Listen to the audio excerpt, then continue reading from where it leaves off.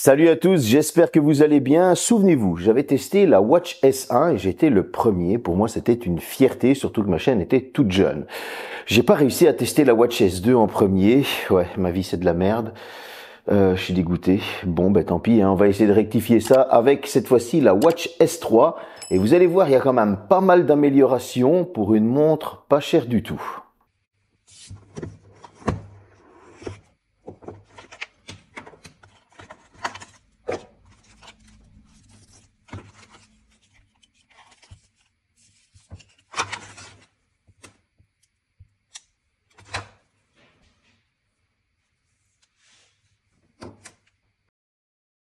Elle est à mon poignet.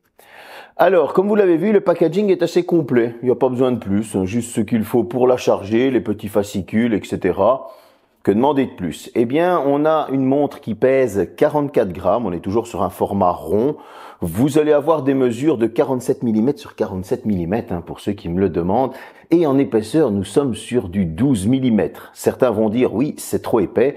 Oui, peut-être, mais la technologie est là pour justement justifier ces 12 mm d'épaisseur. Et honnêtement, une fois qu'elle est au poignet, elle se fait carrément oublier. Ici, c'est une version avec un bracelet en silicone. Le bracelet en silicone est facilement enlevable et ça, merci Xiaomi, c'est vraiment super facile. Et pourquoi c'est plus facile cette année? Tout simplement parce qu'elles vont être personnalisables. Et oui, fini d'avoir un certain modèle et de se contenter de son modèle tout simplement qu'on a acheté en une fois. Xiaomi a pensé à tous ceux qui veulent personnaliser leur montre. Et ça, c'est cool. Vous allez pouvoir changer le bracelet. Vous allez me dire, ouais, c'est pas la première fois qu'on le voit, mais vous allez aussi pouvoir changer la bague. La bague qui est autour, forcément, elle est fixe, mais lorsque vous allez la changer, eh bien, ça va débloquer certains cadrans. Et ça, c'est sympa parce que vous allez pouvoir personnaliser votre montre facilement. Cette montre, à l'arrière, il y a des capteurs dont on parlera un petit peu plus tard. Vous allez retrouver micro, haut-parleur, 2 boutons pour aller dans les menus. Elle a un écran tactile. Que demander de plus? On va voir la suite. Pour le petit tour général de notre montre, vous allez retrouver du NFC, du Bluetooth 5.2 LE. Et oui, on n'est pas sur du 5.3, mais on a quand même du 5.2. C'est compatible avec Android et iOS. iOS à partir de la version 12, comme ça vous êtes au courant. On est sur un système d'exploitation HyperOS. Et oui, le système d'exploitation qui est d'origine Xiaomi.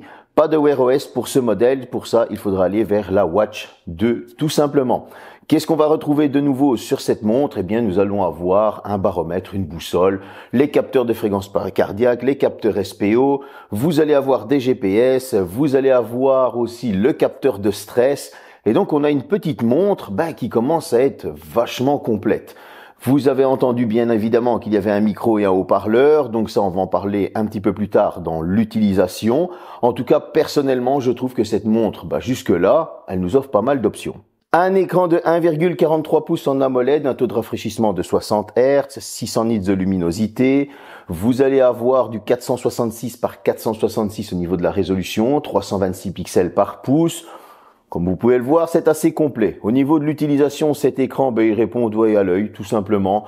Un clic sur un des 2 boutons, pas de molette ici cependant, et vous allez directement arriver dans la liste des options. Vous pourrez choisir en mode liste ou en mode nuage pour toutes ces petites bulles pour aller directement dans les exercices, dans la fréquence cardiaque, etc. Cependant, si vous n'appuyez pas sur le bouton, tout en allant sur la gauche, sur la droite, ça va ouvrir des menus, des widgets. Et si vous tirez du haut vers le bas, vous aurez votre notification et du bas vers le haut, vous aurez votre volet pour pouvoir le mettre en ne pas déranger, en mode nuit, etc., etc. En tout cas, cet écran, il n'y a rien à lui reprocher. Au niveau de l'utilisation, parlons tout d'abord des GPS. Oui, je les ai pas cités dans le tour général, comme ça vous force un petit peu à regarder, ça vous fait travailler aussi un petit peu. Alors, oui, elle est équipée de GPS et oui, vous allez pouvoir vous passer de votre smartphone. Tout simplement, vous allez sortir, vous allez aller dans le menu sport, vous allez activer la course à pied, la randonnée, le cyclisme, etc. Elle va capter les GPS, elle va enregistrer le parcours que vous faites et ensuite, une fois que vous rentrez à la maison, eh bien, elle transférera tout dans Mi Fitness, l'application maintenant qui est quand même assez bien connue des possesseurs de Xiaomi. Pour ceux qui ne la connaissent pas, c'est une application dédiée de la marque. Donc voilà, je trouve que c'est assez sympa de pouvoir se passer de son smartphone pendant qu'on va faire du sport et même qu'on va se détendre.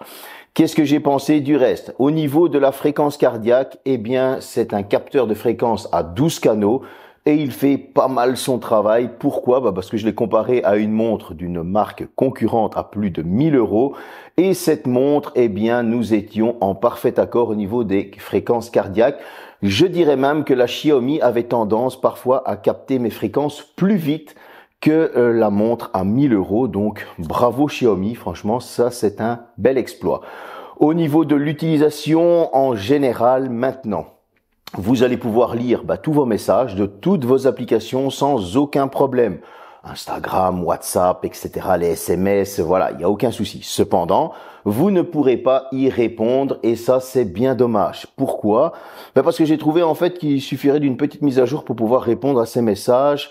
On peut aller dans les contacts, on peut taper le nom d'un contact pour aller rechercher cette personne, mais malheureusement quand on reçoit un SMS ou un message, on ne peut pas y répondre. Bon, ça c'est dommage.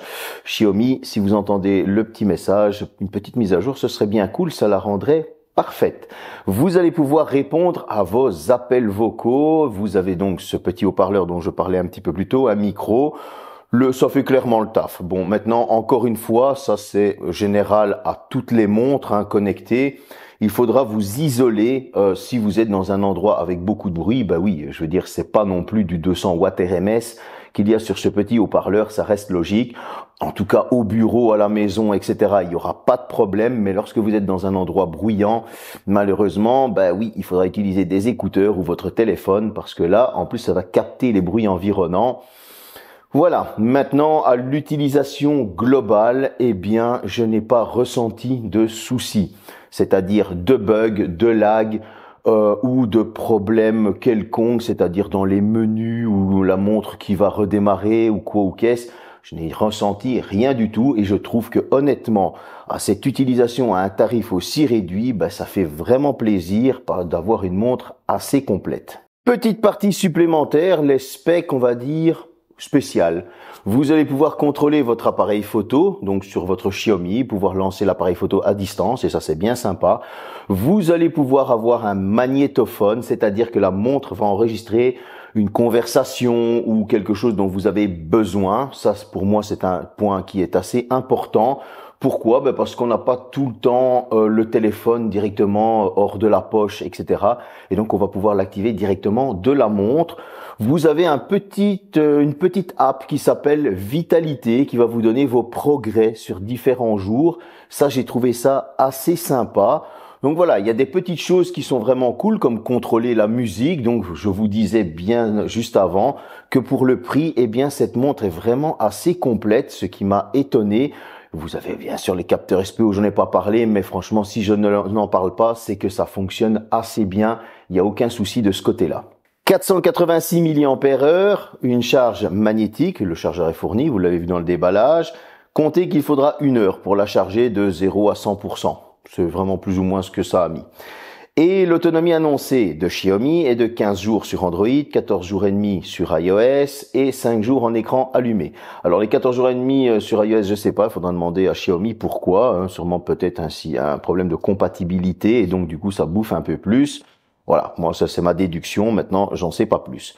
En tout cas, là où Xiaomi tient vraiment ses promesses, c'est au niveau de l'autonomie. Et les promesses sont largement tenues. 2 tests ont été réalisés avec 2 montres. Ces tests, c'est quoi? Un test avec l'écran toujours allumé. Et là, Xiaomi, c'est pas bien, vous nous avez menti, mais vous nous avez menti en bien. Vous annoncez 5 jours d'autonomie. Et ici, avec un écran toujours allumé, les fréquences cardiaques toutes les 10 minutes. Pour ce qui est des autres mesures, c'est toutes les 20 minutes. Les notifications allumées, etc. La montre aura tenu 6 jours avant de tomber à 5%. Ce qui, je trouve que la promesse est largement tenue, mais attention Xiaomi, vous nous avez menti dans le bien, ça, merci. En tout cas, pour les 14 jours d'autonomie, là par contre, il m'aurait fallu plus de recul. Pourquoi? Parce que en fait, moi j'utilise la version levée du bras, vous avez aussi la version éteindre l'écran et donc à chaque fois c'est vous qui allumez l'écran, ça j'aime pas trop. C'était les mêmes réglages que pour la version écran allumé, avec les notifications, les prises de fréquence cardiaque toutes les 10 minutes, les autres prises toutes les 20 minutes, etc., etc.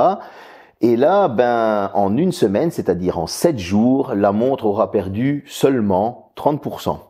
Oui, normalement, elle aurait dû être à 50%, mais là, elle était toujours à 70%. Ça veut dire que sur le long terme, si on prend ces 30% x 3, ça fait 21 jours. On sait tous que les derniers pourcents vont peut-être partir plus vite. On sait tous qu'avec le temps, la batterie s'use et donc du coup, on va se rapprocher de plus en plus des 15 jours. Mais en tout cas, c'est une énorme belle surprise. 30% en 7 jours, que demander de plus? À un tarif de 149 €, je l'ai même trouvé à 129 € sur certains sites. Nous sommes sur un prix très attractif.